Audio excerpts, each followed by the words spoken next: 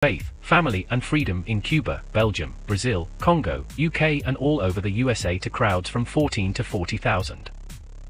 International leadership speaker, trainer and coach. Author of Learn to Raw Leadership, Attitude Hack, Live a More Excellent Life, 5 Battle Strategies of a Victorious Warrior. 2021 President's Lifetime Achievement Award recipient. Founding partner of the John Maxwell team. Toastmaster International Speech Competition semi-finalist. Founder of Tell It Like It Is TV, ThatGuyRocks.com and ThatGuySpeaks.com. Creator of Story Power TV, Transforming Grace TV, and Leading Leaders Podcast. Producer of 4 TV programs and podcasts for Liftable TV and World Trumpet Television as well as multiple social media channels. Please help me welcome J. Loren Norris. You know, often leaders forget that beyond the circle of friends that they have, the people that they interact with every day, maybe they have a podcast or they have a social media presence, or maybe they have media. Maybe they have billboards on the side of the highway or signs on the side of a truck. And they think to themselves, you know, this is how I get business. This is how I grow what I do. This is how I go to the next level, if you will. But they don't think beyond that what their influence is responsible for. What their influence is responsible for. That's what I want to talk about in this episode of Leading Leaders. Subscribe now for our extensive video library of leadership lessons promoting faith, family, and freedom. I'm J. Loren Norris with Leading Leaders Podcast, and there are a whole lot of people out there who feel like I need to have the influence of being a leader, of being a communicator. I need to be on the platform, whatever the platform is. Maybe it's a stage in the front of the room with a mic in hand, or maybe it's in front of the camera like this, or a podcast, or they want to be able to influence hundreds of thousands of millions of people. And I want you to understand the magnitude that that leadership brings with it and the gravity and responsibility of that influence. There are a lot of leaders who want that kind of influence because they feel like that influence comes with money. And it does. Oftentimes that people being aware of you, as Grant Cardone said, you've got to be known to be rich. If nobody knows who you are, nobody will do business with you, and if they don't do business with you, you'll never be rich. So you've got to get known to get rich. That's Grant Cardone's philosophy. It's hard to argue with. He's a man who has worked really hard to get known through every social media platform and every other media platform. He's spent millions of dollars to create his own stages to get on, to get his business known. And the result is he's a very wealthy man.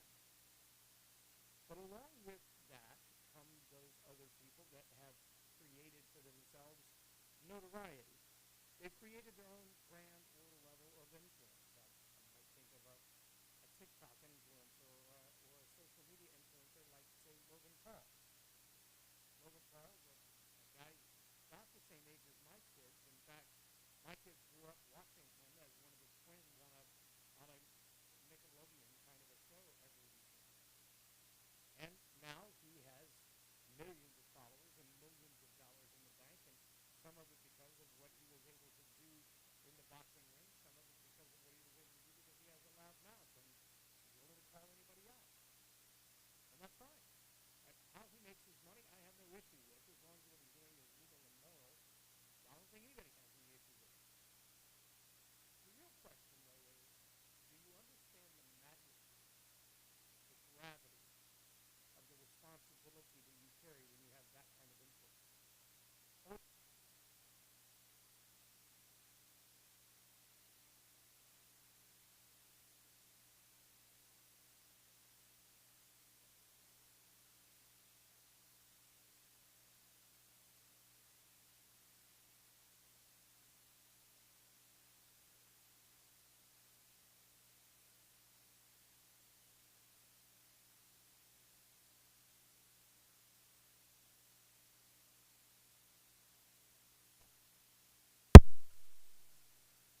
This has got to stop. That's really frustrating. I don't even know when my mic quit. the gravity of responsibility that one has when they have the kind of influence of a Joe Rogan or a Logan Paul or someone of that category who's got 20 million, 30 million, 40 million followers on their social media accounts. I mean, sure, you're generating the wealth. People are showing up at your events. People are coming to see you. They're buying tickets to the fights that you're participating in. They're showing up when you do a comedy routine, or they're showing up when you're just showing off your car out in front of the restaurant. And all of those things are good, and they all lead to money of some sort. And I guess as long as they're legal and moral, then rock on with your bad self. But don't underestimate the influence that you have to be potentially eternal change or life change in someone else's decision-making process. It's really easy to underestimate the impact that your words and deeds will have. It's really easy to think, well, I'm just being me. I'm just doing me. And what other people do with the information that I give them, well, that's on them. It's not too long ago, less than 5 years ago, that an individual who was a world famous singer, a female vocalist, went through a really rough period in her life. And at some point she was called out and they said, don't you understand the kind of impact that you're having on teenage girls all over the world? Your behavior in front of the camera, the things that you're saying, they're devastating to some families. And her reply was, listen, I wanted to be famous, but I never asked to be a role model. I wanted to be famous, but I never asked to be a role model.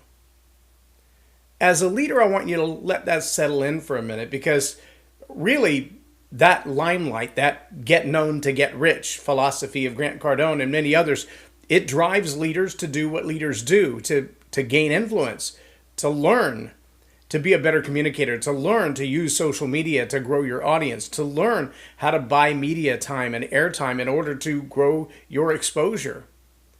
That's what it's all about. It's all about marketing. It's all about being present. And it's all about people being aware of who you are and what you have to offer. And all of that is great. Just understand that as you're doing it, your desire is that people watch you. Your desire is to become an influencer. Your desire is that people would want to do what you do. That's what influence is for. The question is, what level of things are you inspiring them to do or influencing them to do? Will those influences demand of them an investment they're not ready to make? Will you inspire them to do something that might have been perfectly safe and sane for you, but could be life-threatening for them? Will you ask them to do or encourage them to do things that they make you money, but they harm others who follow? I mean, it's really easy when you've got $100,000 that you can throw around as slush fund to go out and buy a $100,000 car and sell it for $130,000, and you look at that $30,000 profit and go, woohoo, I win. But other people who are stacking up credit cards and putting their life at risk and their livelihood at risk to make the same kind of decision, that $30,000 isn't going to save them. They've still got $100,000 worth of debt sitting over their head. That $30,000 isn't even going to make a dent in. See, these are realms of influence where a simple statement, a simple comment that seems perfectly viable and doable. Well, because, the influencer that you follow, they just said it. It must be brilliant because they just said it. Another good example would be the contrast between, a Pierce Morgan or Andrew Tate, or even his brother Tristan Tate, or Jordan Peterson. These are all people who have vastly different ways of looking at the world. Ben Shapiro or Trevor Noah. Vastly different ways of looking at the world. And they vie for your attention. They vie for that influence. They fight to see who can have more followers, more viewers, more people participating in the dialogue that they're carrying forward. I call that the narrative. But the narrative that they're carrying forward, the narrative they're leading the world with, the narrative they're building their notoriety and their leadership around, may or may not be a positive narrative for everybody. It might be the kind of narrative that on one city block, you're a hero, and the next block over, you're a dead man. That's not a joke. Just go back and read some of the history on the Bloods and the Crips, the biker gangs in West LA and South LA, and you'll find that crossing the street wearing the wrong bandana is a death sentence. Making the wrong comment referencing the wrong kind of clothes or shoes or car in the wrong place. Speaking ill of one individual on one city block is a great thing. Everybody sees you as their champion, and the next block over, they'll cut you to pieces for it and hide the body parts. That's not an exaggeration. This is the real world we live in. But see, a lot of leaders, they want to fight for that attention. They want to fight for that notoriety. They want to fight for that level of influence. They want everybody to look at them. Follow me on my Instagram. Jump on my Pinterest. Check out my photos. Follow my Facebook. Follow my podcast. Subscribe. Share. Yeah, everybody wants that. I don't mind if you subscribe and share, but more than that, I want you to listen to what I'm telling you. I am a lot less obsessed with whether I have 1,000 followers or 10,000 or 100,000 or 100. I'm a lot less obsessed about that than I am that the information that I give you, the challenges that I offer you, the influence that I bring into your life would be positive for the quality of your life. That's my end game. That's my narrative. I want your life to be better for having spent the time listening to this podcast. I want your life to be better because you've invested the time to pay attention. I want your life to be better because I take the time to do the homework to make sure that the information, the knowledge, the wisdom that I bring to you is tried and tested, that it's based on truth, that it's not hypothetical. I do my homework. I do my research. I want to bring to you things that you can apply to your life and they'll make a big difference yesterday. But I also know that sometimes the uphill battle is that lack of responsibility. Oh, it's so easy to build. I mean, there are methods and algorithms. There are people out there who can tell you exactly what the strategy is that Joe Rogan uses for his podcast to have 20 million followers. And how he uses his YouTube videos in order to game the algorithm and gain greater followers and greater advertising revenue. The strategies are out there. It can be done. It can be done by anybody who can follow the methodology. Using the right SEO and the right tiles and the right titles and prompting people. They used to call it clickbait. Make them think that there's one thing in the video and then give them something entirely different. You can play all those games you want to. You can build the notoriety. The question will be, when it comes to the brass tacks of what you've created, will you find that the responsibility you have for the people that you've influenced has been positive? Will you find that you've invested deeply in them to be better people? And when I talk about leaders, I don't just mean those on social media. It happens in an office place. It happens in a family. It happens in a local community. There are community leaders whose voice, whose single statement. We watched all the best Christmas movies over Christmas with just me and my boys, my wife. We sat around and watched the quintessential Christmas movie, Die Hard. And then, of course, we had to follow that with Live Free or Die Harder and, the whole sequel. In one of those particular ones, though, there's an expectation for the main character to follow Simon Says rules and play this game.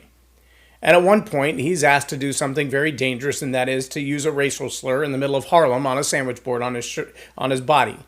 To stand in the middle of the street with nothing but a sandwich board that has profane words on it. And coming to his rescue is a man who told him straight up, you're a crazy white man standing in this neighborhood with that sign on. But his sense of moral responsibility said, I may not like you, I certainly don't agree with you, but yeah, I'm not going to stand for this. And he ended up saving the man's life from a gang of guys that probably would have ended it.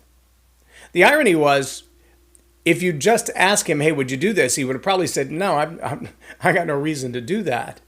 But his moral code, his internal influence told him this is the right thing to do, even though when he got in the cab to escape with the guy whose life he saved, he turned to him and said, can you imagine what they're doing to my shop right now? He knew there was going to be a consequence for doing the right thing.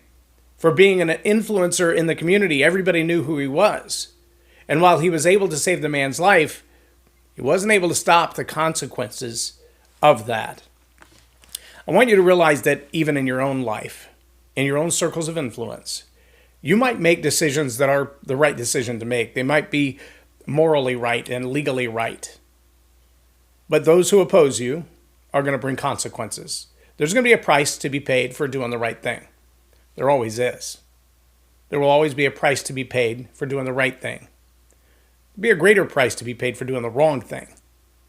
But it's up to you to recognize the difference. It's also up to you as a leader to realize that the influence that you wield in the life of other people will bring consequences to them as well. And they may follow you because what you said was the right thing and what you did was the right thing, and you can demonstrate how it was the right thing. But in their world, doing the right thing can cost them. That's a dilemma. That's a dilemma for a lot of leaders, because they would ask, if it's going to bring harm to somebody, can it still be the right thing? The answer is yes. The answer is yes. There are missionaries all over the world who are literally losing their heads because of their faith. There are people like United Nations operators who are feeding hungry children in foreign countries because that's the duty that they've sworn to uphold. And they're being executed for it. There are people who are traveling abroad to deliver food and clothing to people who are starving in Ukraine. And if they're captured by opposing forces, they will probably be executed for it. Are they doing the right thing? Yes. Is there a price to pay for doing the right thing? Yes. If you're an influencer and you're encouraging people to do the right thing, you need to be honest about the investment that they're going to make for doing the right thing. If you're an influencer and you're encouraging people just to get what they can get and take advantage of anybody they can, then you need to understand those consequences may be yours. It's a very powerful thing to grow and gain influence. It's a very powerful thing to get known, for people to become aware of who you are. It's a very important thing if you want to make wealth your primary target in this world. Just understand, you'll either benefit from that wealth in this world and in this world alone, or you'll benefit from doing the right thing. Both of them have a price to pay. Both of them will gain your influence and grow your influence. Both of them could alter the destiny of the people who are following you.